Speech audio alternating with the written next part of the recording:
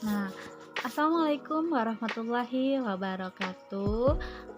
Berjumpa kembali dengan Ibu di sini. Ibu akan mempelajari tentang lembaga keuangan.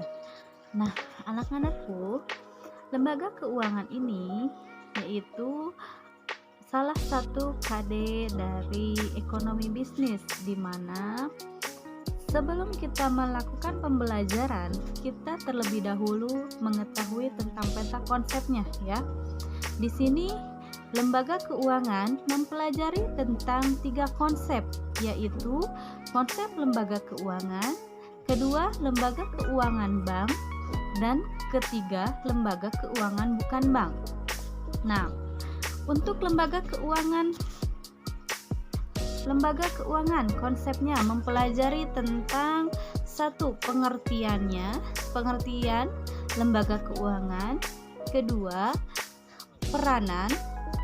Nah, untuk lembaga keuangan bank, namun di sini kita mempelajari tentang pengertiannya dan bagaimana mengetahui macam-macam lembaga keuangan.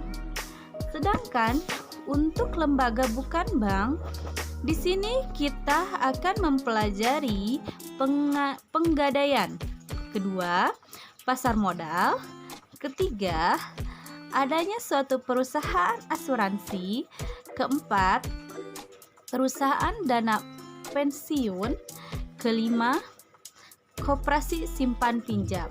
Nah, anak-anakku, kalian sudah tahu kan bahwa peta konsep ini hal yang harus kita pelajari adalah tentang konsep lembaga keuangan. Bagaimana pengertiannya? Lanjut aja. Di sini kita akan membahas tentang lembaga keuangan. Lembaga keuangan adalah semua badan usaha yang melalui kegiatan-kegiatan di bidang keuangan dengan menarik uang dari masyarakat dan menyalurkan kembali kepada masyarakat. Nah, bisa diartikan bahwa Undang-Undang Nomor 14 Tahun 1967, lembaga keuangan adalah semua badan yang melalui kegiatan-kegiatan di bidang keuangan dengan menarik uang dari masyarakat. Jadi bisa diartikan ya bahwa lembaga keuangan merupakan peranan lembaga keuangan. Nah, untuk yang pemaparan berikutnya, di sini kita akan belajar tentang peranan lembaga keuangan. Nah, peranan lembaga keuangan di sini kita akan mempelajari tentang pengalihan aset. Nah, anak-anakku, mohon maaf. Nah, aset adalah melakukan perpindahan dana dari pihak yang dananya berlebihan kepada pihak yang memiliki kekurangan atau modal. Lanjut ke pemaparan kedua, adanya suatu likuiditas. Likuiditas ini berhubungan dengan kemampuan lembaga untuk memperoleh uang tunai pada saat yang dibutuhkan. Nah, sedangkan untuk relokasi pendapatan, ini fungsinya untuk merelokasikan pendapatan masyarakat, khususnya bagi mereka yang memiliki penghasilan yang memadai melalui produk jasanya. Sedangkan untuk transaksi itu, yaitu untuk lembaga keuangan untuk mempermudah penyelesaian transaksi keuangan masyarakat sehari-harinya. Lanjut ke pemaparan berikutnya. Nah, di sini ada lembaga keuangan dalam fungsinya. Nah, di dalam lembaga keuangan fungsinya, kita harus menyimpan kekayaan perusahaan dalam bentuk instrumen keuangan. Seperti 1. Adanya suatu tabungan. Kedua, deposito. Ya. Ketiga, sertifikat deposito. Kelima, adanya saham ya. Kelima, mohon maaf, adanya suatu obligasi. Nah, ini adalah termasuk ke dalam lembaga keuangan bank dalam fungsinya. Nah, untuk pemaparan berikutnya ada yang dimaksud dengan pengertiannya. Ya, yang tadi itu peranan. Sekarang kita akan mempelajari tentang pengertian lembaga keuangan bank. Di sini pengertiannya ialah merupakan badan hukum yang bergerak di bidang keuangan. Bank memiliki kegiatan menghimpun, mendanakan dari masyarakat dalam bentuk deposito, tabungan, dan menyalurkan dalam bentuk kredit bank.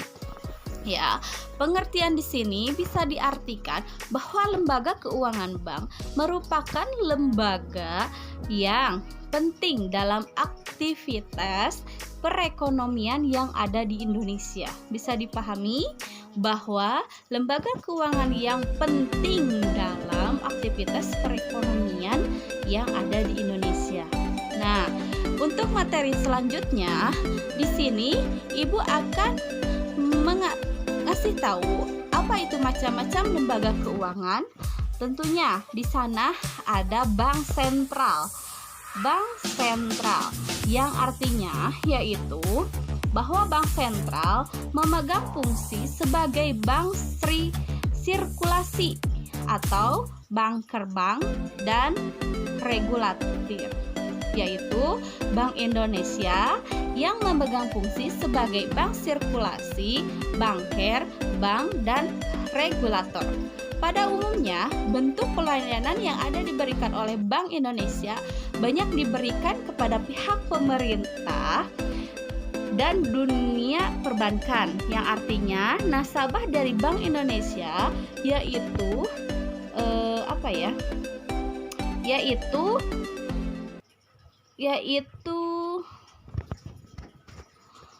yaitu bank yang banyak diberikan kepada pihak pemerintah dan dunia perbankan, yang artinya nasabah dari Bank Indonesia yaitu lebih banyak kepada lembaga perbankan. Sedangkan yang kedua adalah bank umum. Nah, di sini kita akan mempelajari apa sih itu yang namanya bank umum.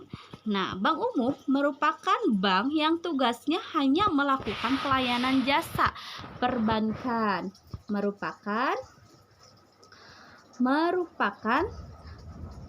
Tugasnya merupakan melakukan pelayanan seluruh jasa-jasa perbankan.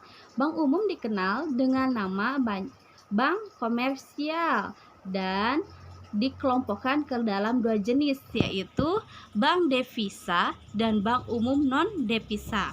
Lanjut ke bank BPR atau Bank Perkreditan Rakyat yang sering kita dengar. Di sini, Bank BPR merupakan jenis bank yang kegiatannya memberikan pelayanan kepada masyarakat kecil dan masyarakat pedesaan. Lanjut ke pemaparan berikutnya. Lembaga keuangan bukan bank. Nah, di sini ada yang dinamakan dendang pegadaian, ya. Lalu adanya pasar modal, adanya suatu leasing, adanya suatu banyak piutang, dan adanya suatu. Nah, sebelum kita ke dalam 5 materi tersebut, kita harus mengetahui apa itu pegadaian. Pegadaian merupakan lembaga keuangan yang kegiatannya menghimpun dana, mengeluarkan kertas berharga, serta untuk membiayai investasi perusahaan. Pasar modal merupakan pasar keuangan yang menawarkan perdagangan umum dan pasar untuk dana jangka panjang. Sedangkan leasing yaitu sewa guna usaha yang merupakan bergerak dalam bidang pembiayaan untuk keperluan orang-orang modal yang diinginkan suatu nasabah. Lanjut ke pemaparan berikutnya. Di sana ada anjak piutang. Merupakan suatu pinjaman namun pembelian suatu aset. Nah, lalu ke dalam perusahaan asuransi. Nah, di sini asuransi merupakan perjanjian antara dua pihak, yaitu perusahaan asuransi dan pemegang polis. Artinya, dari asuransi tersebut merupakan sebagai suatu tabungan.